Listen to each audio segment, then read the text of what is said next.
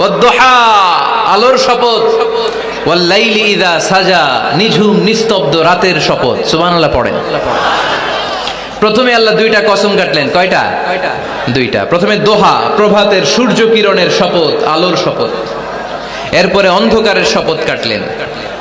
আলোর শপথ দিয়ে আল্লাহ তাআলা ওহী আশাকে বুঝালেন, আর অন্ধকারের শপথ দিয়ে আল্লাহ ওহী না আশাকে বুঝালেন। আল্লাহ বুঝাতে চাইলেন, নবী সব সময় আলো থাকলে ভাল লাগে না। 24 ঘন্টায় যদি সূর্যের আলো, এখনো সূর্যের আলো, সকালেও সূর্যের আলো, খালি আলো আর আলো, ভাল লাগবে? কথা বলেন না কেন? আবার 24 ঘন্টায় ঘুটঘুটে অন্ধকার, কোনো আলো টালো নাই, ভাল লাগবে? তার মানে জীবন চালাতে আলোরও দরকার, অন্ধকারেরও দরকার। বিশ্বনবীরে বুঝাতে চাইলেন, নবী ওহী আসা যেমনি দরকার, মাঝে মাঝে ওহী বন্ধ রেখে আপনার একটু বিশ্রাম দেওয়া দরকার। সুবহানাল্লাহ পড়েন। সরকারি চাকরি যারা করেন, সপ্তাহে কয়দিন জব করেন? জোরে বলেন। 5 দিন। বাকি 2 দিন কি করেন? বিশ্রাম নেন, ছুটিতে থাকেন। 7 দিনে যদি কাজ করা লাগতো, ভাল লাগতো?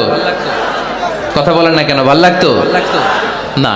আবার 7 দিনে যদি ছুটি থাকতো, ভাল লাগতো না। তার মানে কাজেরও যেমনি দরকার, বিশ্রামেরও দরকার, ঠিক কিনা? আল্লাহ বুঝাতে চাইলেন, নবী কাফেরদের কথায় কান দিবেন না। ওরা বলে আমি আপনারে ভুলে গিয়েছি। না না, কশিন কালেও না। আমি আপনারে কেমন করে ভুলে যাই? আপনি আমার বন্ধু।